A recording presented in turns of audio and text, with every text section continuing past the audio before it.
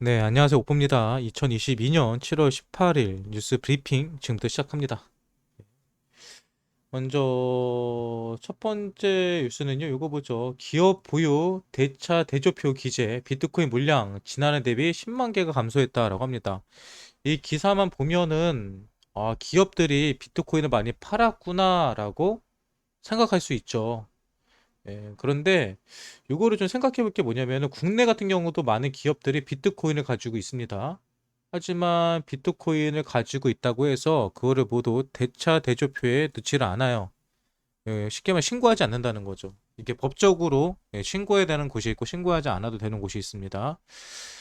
그래서 뭐 공식적으로 비트코인을 보유하고 있는 수량에 관해서 신고하고 오픈한 기업들의 경우에는 비트코인 물량이 줄었을지 모르지만 또 다른 기업들에서는 비트코인 물량이 어떻게 늘어났을지는 모릅니다. 그래서 무조건 이런 코인들이 뭐 기업들이 코인을 팔았다 안 팔았다 요거를 요 기사를 통해서 우리가 생각하기는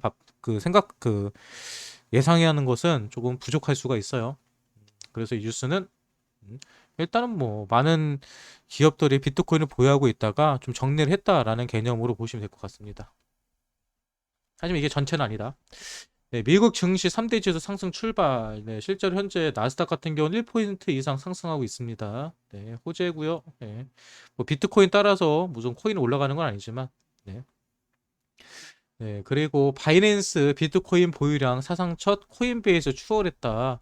지금 확실하게 미국 쪽이 상황이 안 좋은 것 같긴 해요. 코인베이스에서 계속해서 인원을 뭐 감축한다라는 게 뭐 기사도 올라오고 뭐 바이낸스가 오히려 코인베이스가 더 많은 물량의 코인을 가지고 있게 되었습니다. 근데 이 이유는 바이낸스 쪽에서 현재 뭐 마진하시는 분들 상당히 많이 있거든요. 이쪽이 좀 활성화되다 보니까 그런 게 아닐까라고 생각을 합니다. 뭐 이게 뭐 특별한 이슈 사항은 아닌 것 같아요. 네, 세계적인 경매업체 크리스티가 18일 공식 사이트를 통해서 산하 벤처 캐피털 부분에 크리스티 벤처스를 출범한다고 발표했다. 크리스티 벤처스는 향후 이머징 테크놀로지, 핀테크 기술의 예술 시장 관련 솔루션을 개발할 수 있도록 뭐 어쩌고저쩌고 한대요. 네, 아무튼 이곳에서 웹3 기업인 레이어 제로 랩스에 투자를 했다고 합니다. 2021년도는 NFT의 해였죠. 2020년도는 디파이 해, 2021년도는 뭐 NFT의 해, 2023년도, 2022년도에는 어떤 해가 될 거냐? 웹3의 해가 되지 않을까 생각을 합니다. 그래서 웹3 관련된 이슈들 잘 찾아보시고요. 관련된 코인들을 투자하는 것도 나쁘지 않을 거라고 생각을 합니다. 네, 아까 전에 나왔던 거죠. 후오비 칠레지와 파트너십 펜토큰 존 론칭. 네, 칠리즈 같은 경우는 얼마 전에 뭐 호재를 발표할 거다, 조만간 발표할 거다라고 얘기를 해서 과연 어떤 호재가 나올 것인가 많은 사람들이 기대를 했는데 결국은 후오비와 이 스포츠와 관련된 특화된 암호화폐를 만들어서 출시한다고 합니다. 이름은 예, 펜토큰 존이라고 하네요. 잘 모르겠지만 저는 아무튼 이런 코인을 챌리지에서 후오비와 함께 런칭했다는 거 이게 왜 호재인지는 모르겠습니다. 지들한테 호재지 투자자들에게는 호재는 아닌 것 같은데 아무튼 그래요.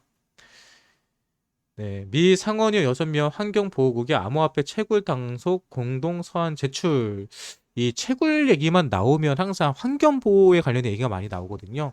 근데 이것도 사실은 좀 생각해 볼 필요성이 있어요. 이 왜 채굴을 하는데 환경이 파괴되냐? 전기를 많이 쓰거든요. 전기를 사용하기 위해서는 예, 이 환경이 파괴된다 뭐 이런 걸 얘기하는데 사실 전기만 써서 환경이 파괴된다고 하면 사실 공장들 제조업하는 것들이 더 문제죠. 아무튼 미국에서는 뭐 환경보호국에서 암호화폐 채굴장들에 대한 감시. 그래서 실제로 많은 채굴장들은 현재 친환경 에너지를 많이 사용을 하죠. 이런 것 때문에. 네. 우선 뭐 이런 이슈가 있다라는 거 큰 의미는 없어 보입니다. 네, 엘뱅크는 거래소입니다. 거래소. 엘뱅크 CEO가 블록체인이 아프리카 경제 발전에 상당히 기여를 할 수 있다라고 얘기를 했습니다. 시민들의 생활 수준을 끌어올려 궁극적인 포용적 사회 구축도 가능하다. 일자리 창출을 통해 블록체인 아프리카를 보다 큰 경제 시스템을 만들 수 있다고 설명했다. 네, 이 점에 관해서는 제가 방송에서도 여러 번 얘기했는데요.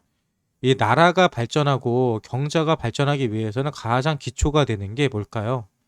가장 기초가 되는 거는 금융 시스템입니다. 근데 금융 시스템을 만든다는 게 너무나도 어렵고요. 비용이 많이 들어요. 그리고 관리 보수하는 것도 많이 힘듭니다. 왜? 해킹에 대한 염려도 있기 때문에. 국내 같은 경우도 우리가 뭐 홈뱅킹 같은 거, 인터넷 뱅킹 사용하려고 그러면은 각 얼마나 복잡해요. 예, 공인인증서도 따로 받아야 되지. 그리고 뭐 사이트만 들어가면은 뭐 이것저것 깔아야 되지. 보안 포럼 깔아야지. 누군가가 관리해야지. 엄청나게 복잡하단 말이에요. 그리고 한국 같은 경우는 그나마 계좌를 쉽게 만들어낼 수 있는데요. 해외 같은 경우는 계좌를 쉽게 만들어주지 않습니다. 유럽이나 미국 같은 경우도 제가 알기로는 계좌를 만들려고 그러면은 보증인이 있어야 돼요, 보증인. 예, 그 정도로 계좌를 만드는 게 까다롭습니다. 아프리카 같은 경우는 인터넷 환경도 안 좋기 때문에 더더욱 힘들어요. 계좌를 만들고 경제 활동을 한다는 게, 금융 활동을 한다는 게 상당히 어렵습니다. 근데 블록체인 같은 경우는 그 모든 걸 해결해 주죠. 우리가 지금도 예, 비트코인 계좌만 가지고 있어 하면 그냥 비트코인만 우리가 서로 주고받고 할 수 있잖아요. 뭐 내가 은행 계좌가 있든지 없든지 간에. 네, 그래서 이 블록체인 같은 경우가 실제로 많은 예, 후진국이라든지 금융 시스템이 잘 갖춰지지 않은 나라에서는 상당히 예, 유용하게 사용될 수 있다라는 거 볼 수 있습니다. 뭐 한 예로 여러분 엘살바도르 같은 경우도 세계 최초로 비트코인의 법정화폐로 만들었죠. 그 이유가 뭐였다고요? 예, 엘살바도르에 있는 국민들은 대부분 해외에서 노동을 하고 그 돈을 엘살바도르에 있는 가족들에게 송금을 합니다. 근데 엘살바도르는 이런 금융 시스템이 안 돼 있기 때문에 송금을 하는데 송금 수수료가 보내는 금액의 뭐 40%에 육박한다고 그래요. 그리고 보내는데도 한 달 정도가 걸린다고 합니다. 그러니까 갑자기 집에서 무슨 일이 있어서 급전이 필요할 때 해외에서 있는 가족들이 도와주고 싶어도 엘살바도르로 돈을 보내서 도와줄 수 있는 방법이 없었던 거예요. 네, 그래서 그런 것들을 해결하고자 비트코인을 법정화폐로 만든 겁니다. 네, 그래서 뭐 이런 부분들, 왜 블록체인이 왜 경제 발전에 도움이 되는지, 그리고 왜 현재 뭐 아르헨티나라든지 파라과이 이런 남미 국가들, 그리고 아프리카 국가들에서 또 인도 같은 경우도 그렇죠.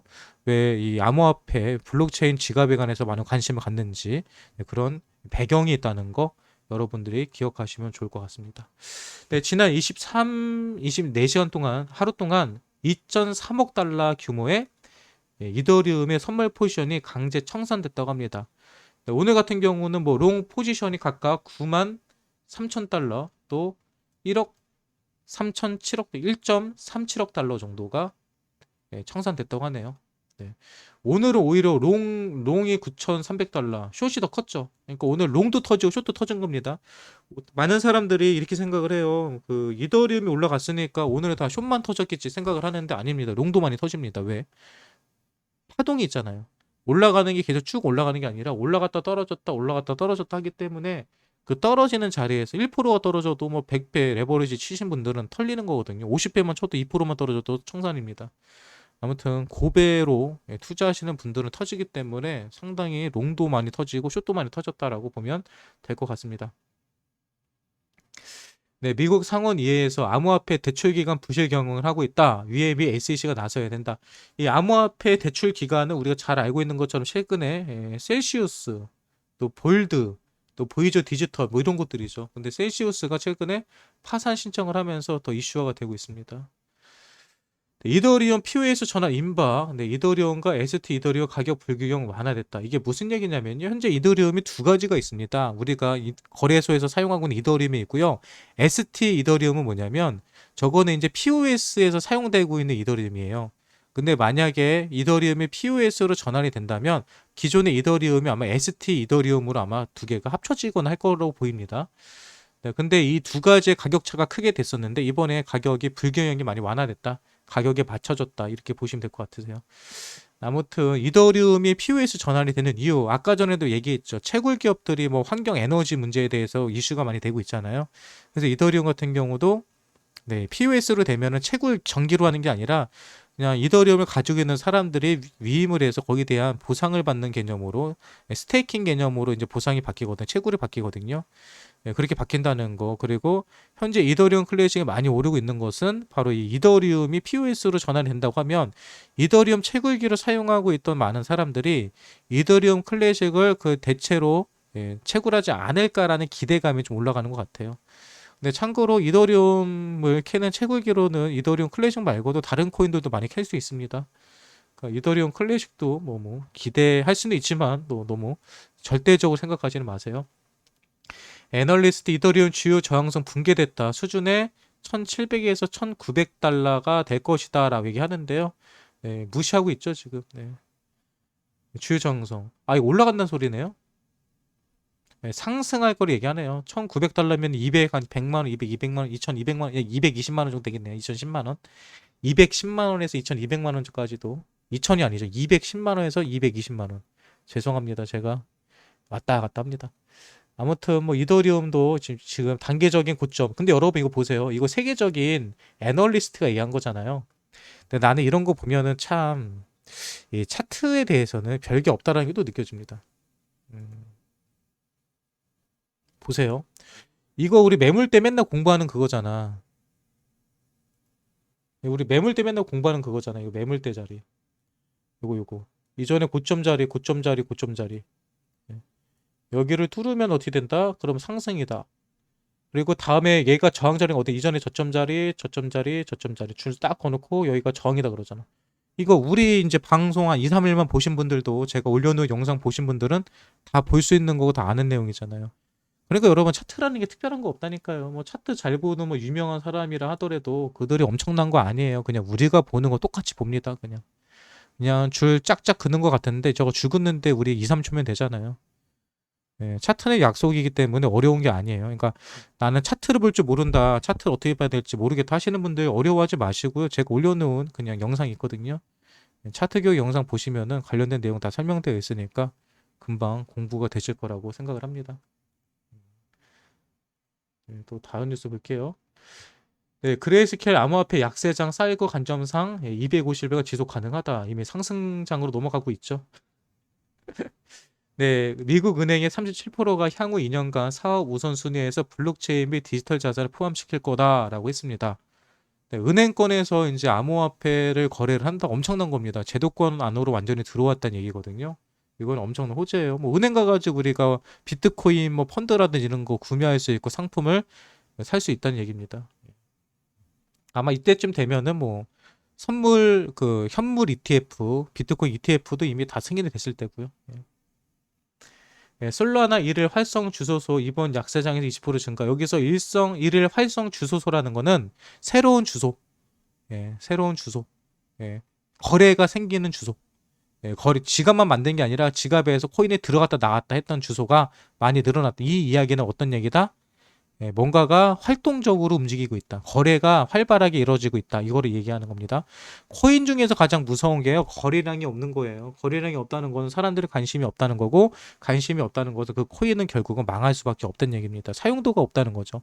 근데 이렇게 갑자기 누군가가 사용을 하고 거래소에 코인이 들어갔다 나왔다 한다는 소리는 누군가가 활용하려는 거고 활용한다는 거는 그만큼 코인의 가치가 있다는 것을 의미합니다.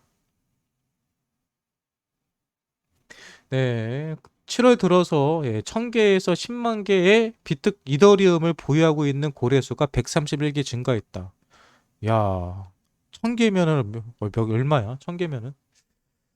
네, 아무튼 1000개에서 10만 개. 1000개 봤자 얼마 안 되는구나. 지금 2천만 원밖에 안 되네요. 네, 전 블랙록 임원 비트코인 모두의 폴로폴리오 포함될 거. 네. 세계 최대 자산 운용사 블랙록이 전 포트폴리오 매니저이자 헤드펀드 누구누구가 팟캐스트에 출연해서 비트코인은 모든 사람들의 포트폴리오 중 일부를 차지하는 자산이 될 것이라고 말했다. 뭐, 저는 이게 맞다고 봐요. 이미 그렇게 되고 있어요. 이미 거의 대부분의 부호들, 대부분의 투자를 하는 사람들, 국내 같은 경우도 뭐, 코인 인구가 엄청 나잖아요. 그러니까 지금 대부분의 사람들은 자신의 포트폴리오에 많고 작음의 차이는 있을 수 있지만 비트코인이나 암호화폐들을 투자하고 있습니다. 근데 이 시장이 절대 죽지는 않겠다는 얘기예요. 이 시장이 절대 죽는 시장 아니다라는 것을 보여주는 거로 보시면 될 것 같습니다. 오늘 뉴스들은 좀 많네요.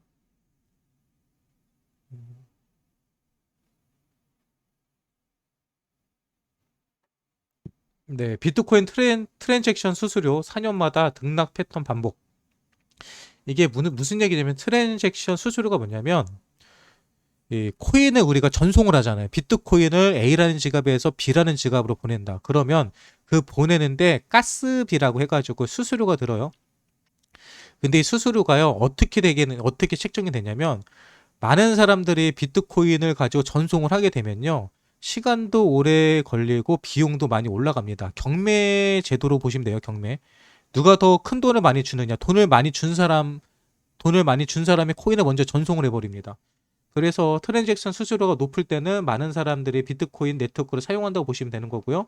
반대로 비트코인 네트워크를 사용하지 않으면은 당연히 경쟁자가 없으니까 더 저렴한 가격에 코인을 전송할 수 있겠죠.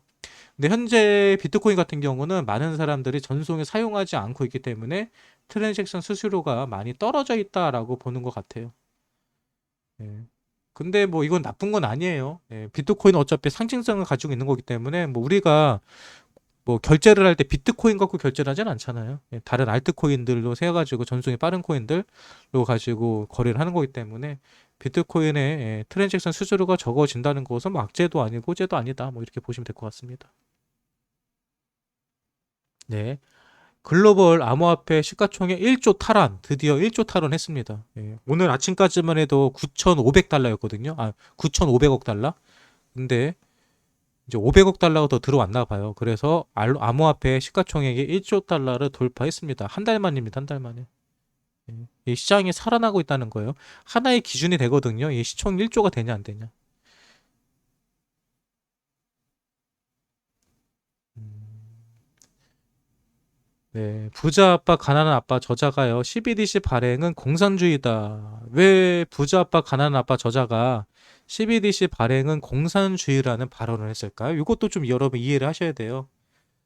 네, 일단은 CBDC는 뭐냐면요. 전자화폐입니다. 그리고 한국 같은 경우도 그렇고 해외 같은 경우도 많은 나라들이 전자화폐를 발행하려고 하고 있어요. 근데 이제 전자화폐를 발행한다는 소리는 이제 우리가 화폐, 지갑에 현금을 들고 다닐 필요가 없어지는 겁니다. 그리고 실제로 현금이 많이 사라질 거예요. 근데 이 현금과 CBDC가 같이 공존하는 거 아니냐라고 생각하는 분들이 있는데 아닙니다. 이걸 잘 아셔야 돼요. 아마 CBDC가 발표가 되면요, 나오게 되면 실사용이 되면은 현금을 사용하는데 제한이 걸립니다. 예, 현재 한국 같은 경우도 이게 시한행을 나온 거 보니까 10만 원 이상은 현금을 사용 못하게 돼 있어요. CBDC가 발행이 되면. 그러니까 10만 원까지는 현금 쓰셔도 되는데 10만 원이 넘어간다? 그럼 무조건 전자화폐를 쓰셔야 돼요. 근데 왜 이렇게 하느냐? 예, 나라에서는 CBDC를 하는 순간에 세금을 탈세하는 방법이 없어집니다. 현금 거래해가지고 다 세금 탈세하는 거잖아요. 뭐 자영업 하시는 분들도 마찬가지고. 누구 지갑에 얼마가 있고 누가 돈을 어떻게 움직이는지를요. CBDC를 하는 순간에 나라에서 국세청에서 다 들여다볼 수 있습니다. 그래서 이 부자 아빠, 가난한 아빠 저작도 이거는 공산주의라고 얘기한 거예요. 자금의 흐름을요, 나라에서 다 쳐다봅니다. 근데 어떻게 보면 이게 뭐 우리처럼 세금에 대해서 잘 내는 이런 사람들은 별 상관은 없지만 좀 어두운 곳에서 음지에서 활동하시는 분들 입장에서는 그리고 뭐 이런 분들은 안 좋을 수 있겠죠. 특히 뭐 자영업자 하시는 분들에게는 큰 타격일 거예요. 자영업자 하시는 분들에게는 현금 거래가 없어지기 때문에.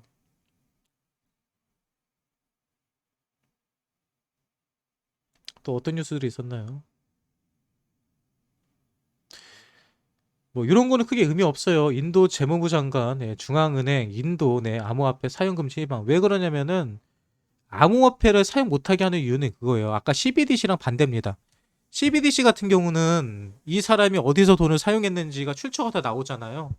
그런데 이 암호화폐는요, 그게 안 나와요. 지금 중국 같은 경우도 왜 암호화폐 거래를 금지시켰냐면은 중국에 있는 자금들이 자꾸 해외로 빠져나가는 거예요. 비트코인을 사용을 해가지고. 해외로 송금이 쉽게 되죠. 코인 같은 경우는. 그런 식으로 자국 내 자금이 해외로 유출이 됐기 때문에 중국 같은 경우는 그걸 막기 위해서 비트코인 거래를 금지시킨 겁니다. 근데 인도 같은 경우도 비슷하겠죠. 그러니까 대부분의 나라들, 특히 정부 기관들, 금융권에서는 이 암호화폐에 대해서 상당히 부정적으로 다가오려고 해요. 근데 그럼에도 불구하고 아까 전에 우리가 살펴봤던 기사를 보면 2년 내에 미국에 있는 대부분의 은행들이 금융권에서 암호화폐를 취급할 거다라고 얘기가 나오죠. 그렇습니다. 네, 그리고 이번 주 비트코인 관전 포인트 내각에 나오네요. 네, 200주 이동평균선에서 22,000부, 22,000부를 버텨주느냐의 싸움이라고 합니다. 근데 현재 22,000부는 지켜주고 있죠, 이미. 네, 그리고 RSI가 45 미만, 로고 차트 바닥, 불맞게 쉬는 이게 뭐냐면요. RSI 같은 경우는 상대 강도 지수잖아요. 저희도 항상 차트 볼 때 많이 보는 건데, 보통 40 정도 아래로 떨어지면요. 매수점, 과매도라고 보거든요. 사람들이 너무 많이 팔고 있는 자리로 봅니다. 근데 이번 달에 지금 RSI가 45 미만이고, 또 로그 차트 같은 경우도 바닥이다. 로그 차트는 뭐냐면요. 이따가 제가 원하시면 보여드릴 텐데, 차트를 볼 때 가격에 대한 우리 그 착시 효과를 사라지게 해줘요. 착시 효과를 사라져가지고 실제로 가격 이동에 대한 퍼센트지로 차트를 보여줍니다. 그래서 우리가 그냥 실제로 보면은 많이 올라간 차트로 보이지만 로그 차트로 보면 실제로 많이 올라가지 않은 차트들이 그림이 나오거든요. 근데 로그 차트로도 현재 바닥이라는 점을 보여준다고 하네요. 그리고 7월 22일 채굴 새벽 난이도가 하향 조정이 될 거다. 이 얘기는 뭐냐면 이 비트코인이 얘기하는 거겠죠. 비트코인의 채굴 난이도가 떨어진다는 소리는 그만큼 채굴 경쟁자가 없다는 거예요. 채굴 경쟁자가 없다는 소리는 어떤 얘기다? 채굴에 대한 채산성이 없기 때문에 비트코인을 채굴하는 사람들이 채굴을 멈추고 있다는 소리입니다. 비트코인 채굴이 멈추면요, 비트코인은 망하는 거예요. 다시 말해서 비트코인의 채산성이 마이너스가 됐을 때는 지금까지 코인 시장에서는요, 그 자리가 바닥 자리였습니다. 왜 채굴자들이 지금 자기네 투자한 돈이 얼만데 그거를 버려요? 안 그래요? 자기네들이 어떻게 해서든지 가격을 끌어올립니다. 그래서 항상 채굴 채산성이 안 나올 때가 바닥 자리였다라는 것도 여러분들이 앞으로 기억하시고요. 그거는 이제 여러분들이 경험으로 가져가시면 되세요. 앞으로 지금 7월 달인데 앞으로 9월 달, 뭐 10월 달, 11월 달 어떻게 될지 모르겠지만 이때 만약에 비트코인이 정말 크게 상승을 한다 하면은 여러분 마음속에 아니 기억 속에 하나가 기억되는 거죠.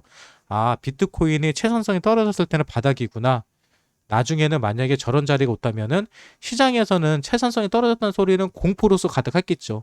뭐 경제 지표라든지 모든 게 바닥이었을 거예요. 그렇기 때문에 사람들은 매수를 안 했겠죠. 하지만 그때가 매수점이라는 것을 여러분들은 경험을 통해서 알게 되는 겁니다. 그렇게 사용하시면 될 것 같아요.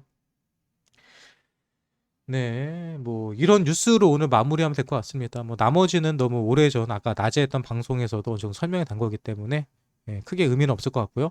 일단은 오늘 오후에 나왔던 최신 뉴스들은 요 정도. 보러 나오죠. 미 하원 금융위 스테이블코인 규제법, 비은행 기업 발행도 허용할 것. 그러니까 은행권에서도 결국은 암호화폐에 대해서 투자할 수 있고 또 상품들을 판매할 수 있다. 특히 스테이블코인 같은 경우는 왜 만들어지냐면요. 우리가 그 카지노에 가면 현금으로 안 하죠. 카지노에 가면 현금이 아니라 현금을 칩으로 바꿔가지고 칩으로 투자하잖아요. 똑같습니다. 코인도요. 한국 같은 경우는 원화 마켓이 있지만 해외 같은 경우는 원화 마켓이 없어요. 달러 마켓도 없고요. 항상 칩으로 바꿔서 들어가야 돼요. 칩으로 바꿔서 들어가지 않으면은 아마 그게 관련 세법이라든지 여기에 걸리는 것 같아요. 그래서 스테이블 코인으로 현금을 바꾸고 그 스테이블 코인이 칩이 돼서 스테이블 코인으로 코인을 사는 거거든요. 근데 이런 스테이블 코인 발행을 지금은 그 누구라도 할 수 있었습니다. 그냥 개인들도 스테이블 코인 만들 수 있었는데 문제는 칩을 누구라도 바꿔줄 수 있지만 그 칩을 나중에 현금으로 바꾸려고 했을 때 사고가 나지 않아야 되거든요. 근데 현재까지는 이번에 루나가 그런 사고가 났던 거죠. 루나 코인 어떻게 보면은. 근데 뭐 이제 테더라든지 뭐 다이라든지 이런 코인들 아직까지 사고는 없는데 이런 것들을 개인이 아니라 만약에 은행에서 아니면 우리가 믿을 수 있는 기업에서 발행을 한다면 조금 더 안전할 수 있겠죠. 그래서 아마도 뭐 이런 부분들에 관해서 좀 더 다양성을 가지고 발행할 수 있도록 하는 게 아닐까 생각을 합니다. 아무튼 스테이블 코인이 왜 있는지에 대해서도 여러분들 이해하면 좋을 것 같아서 설명드렸습니다.